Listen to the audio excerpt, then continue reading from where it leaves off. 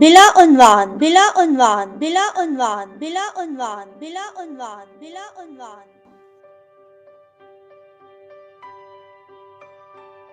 شادی کے کئی سال بعد ابا اور بھائی اس کے گھر آ رہے تھے۔ وہ بہت خوش تھی۔ کئی پکوان تیار کیے تھے، مشروب بنائے تھے۔ خوشی سے پھولیں نہیں سما رہی تھی۔ اللہ اللہ کر کے انتظار کی گھڑیاں ختم ہوئی۔ وہ بڑے شوق سے ان کو بیٹھک میں لے کر آئی۔ باپ نے اس کے سر پر ہاتھ رکھا۔ بھائیوں نے بھی حال چال پوچھا۔ وہ جلدی سے ٹھنڈے مشروب لے آئی۔ نہ پتر، باپ نے دیکھتے ہی کہا، ہمارے خاندان میں بیٹیوں کے گھر کا پانی بھی حرام سمجھا جاتا ہے۔ اسے واپس لے جا۔ ہم تو تجھے دیکھنے آئے تھے، بس اب چلتے ہیں۔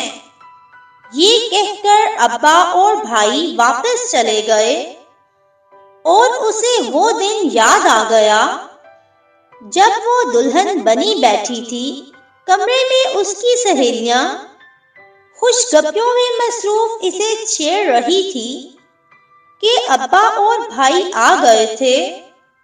دیکھ پتر، ابا نے اس سے مخاطب ہو کر کہا تھا، ہمارے خاندان کی ریت ہے کہ شادی سے پہلے بیٹیاں اپنی جائیداد سے دستبرداری کرتی ہیں۔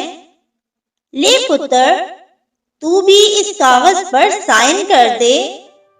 اور پھر اس سے دستبرداری کے کاغذات پر دستخط کروا لیے گئے تھے، اور اب وہ چپ چاپ کھڑی یہی سوچتی رہ گئی کہ یہ کیسا ریت، کیسا رواج ہے کہ بیٹیوں کے گھر کا پانی پینا تو حرام ہے، مگر ان کی جائیداد کا حصہ ہڑپ کرنا حلال ہے۔